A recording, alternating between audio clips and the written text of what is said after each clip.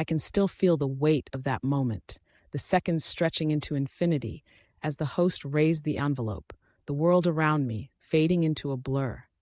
It was surreal, like I was watching someone else's life unfold on a screen, the kind of life you see in glossy magazines or on the covers of those tabloid papers, the ones that promise you the secrets to happiness and success. But this was real, and it was happening to me. I remember the way my heart raced, thumping against my rib cage like it was trying to escape, the adrenaline coursing through my veins, making everything feel electric and alive. Winning a reality TV show, who would have thought? I mean, I came into this whole thing as a joke, really. I was just a regular person with a regular job, a mundane existence that revolved around spreadsheets and coffee breaks. I never thought I'd be the one standing there, the spotlight shining down, the cheers of the audience ringing in my ears like a symphony. I had watched countless seasons of these shows, critiqued the contestants, laughed at their misfortunes, and marveled at their triumphs, but I never imagined I'd be a part of it. When I first applied, it was on a whim. My friends dared me, half joking, half serious, and I thought, why not? I filled out the application, sent in a video of me rambling about my life, my dreams, my love for pizza, and bad reality TV. I didn't think I'd get a call back, but then, out of nowhere, my phone rang. I remember staring at it, my heart racing again, thinking it was a prank, but it wasn't. It was the producers, and they wanted me to come in for an audition. The audition was a whirlwind. I walked into that room, filled with bright lights and cameras, and suddenly, I was no longer just me. I was a character, a persona, someone who had to be entertaining, engaging, and above all, memorable. I cracked jokes, shared embarrassing stories, and somehow I made them laugh. I left that room feeling exhilarated, but also terrified. What had I gotten myself into? The days turned into weeks, and before I knew it, I was on a plane to the filming location, my heart pounding with excitement and fear. The moment I stepped onto the set, I was hit with a wave of reality. This was no longer a game, it was a competition. I was surrounded by people who were just as eager, just as hungry for fame and recognition. I had to remind myself that I was here for a reason, that I had something to offer, even if it felt like I was in over my head. The first few days were a blur of challenges and eliminations, alliances and betrayals. I quickly learned that this wasn't just about winning, it was about strategy. I had to navigate the social dynamics, form bonds with people I barely knew, and keep my enemies close. I remember one night, sitting around the campfire, listening to everyone share their stories, their dreams, their fears. It was oddly intimate, and I found myself connecting with people in ways I never expected. We were all in this together, yet we were all competing against each other. As the weeks went by, I found my footing. I started to play the game, to strategize, to think 3 steps ahead. I became friends with some, allies with others, and I learned to read people like a book. I remember the thrill of winning my first challenge, the rush of adrenaline as I crossed the finish line, the cheers of my fellow contestants ringing in my ears. It felt incredible, like I had tapped into something deep within me that I never knew existed. But with every victory came the weight of the competition. I watched as friends turned into rivals, alliances crumbled, and trust was shattered. The game was ruthless, and I had to remind myself that it was just that, a game. I had to keep my emotions in check, to focus on the end goal. But it wasn't easy.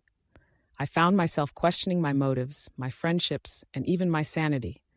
Was I really willing to do whatever it took to win? Then came the moment that changed everything.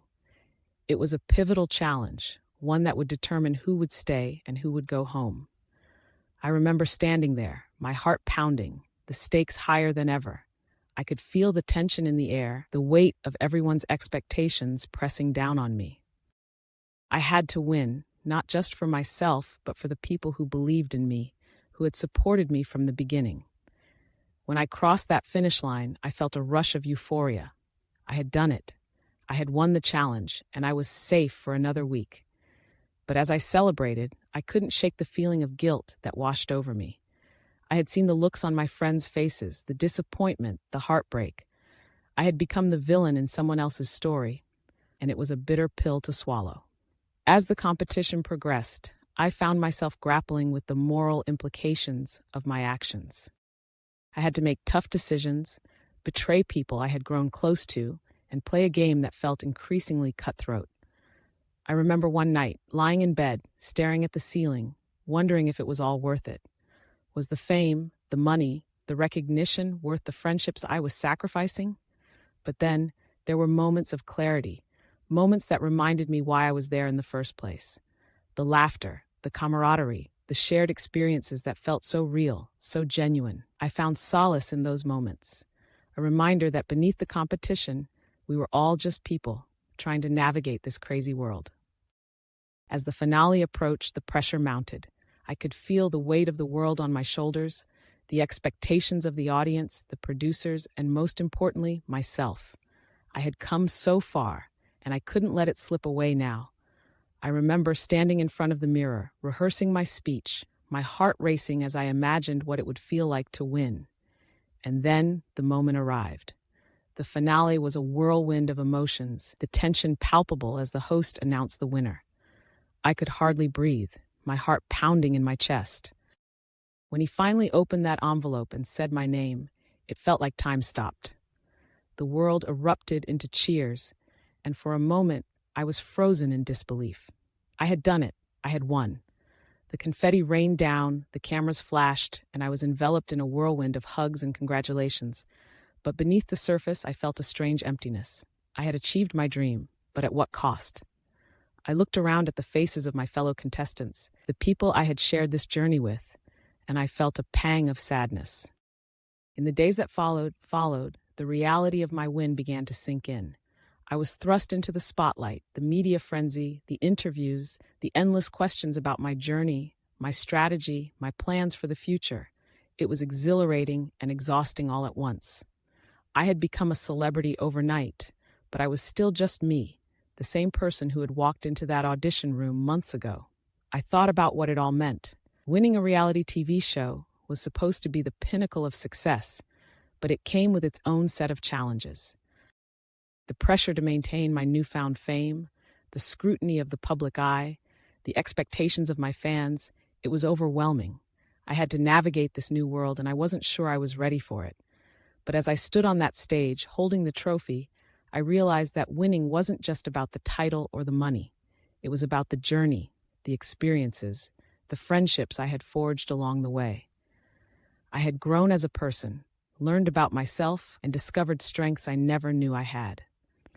So as I looked out at the audience, the cameras flashing, the cheers ringing in my ears, I made a promise to myself. I would embrace this new chapter, not just as a winner, but as someone who had truly lived.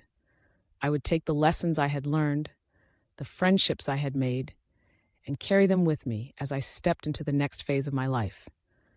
Winning a reality TV show was just the beginning, and I was ready for whatever came next.